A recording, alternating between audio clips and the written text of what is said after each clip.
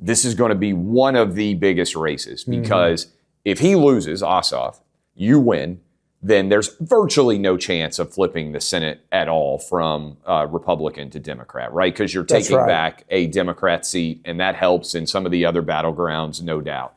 How much money have you guys run through what the total cost of this thing is going to be by the time it's done? Well, think about the importance of it. You mentioned it. This is really the only Senate race in the country where a sitting incumbent can truly get flipped. You have a chance. Yeah. And the Republicans are playing defense in about 5 or 6 states. That's right. And so even though there's a 53-47 margin, we could go back to 2020 era pretty quickly if we're not vigilant. Yeah.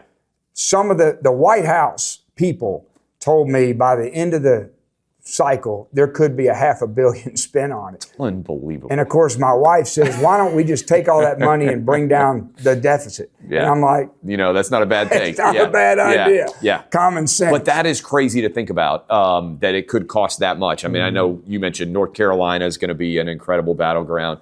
But Georgia is, I think, the one flip opportunity where a sitting incumbent senator could lose and should lose. And look, Clay, you and I were talking earlier. I was so laser focused on coaching. Yep. You don't think these things matter as much because our country, was always sort of shifting middle of the road, a little bit here, a little bit there.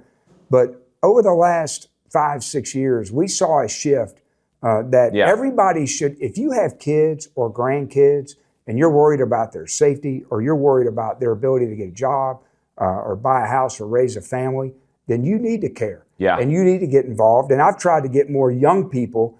When I say young, I'm talking 40s, very successful, who don't typically give in political cycles to get engaged because it matters.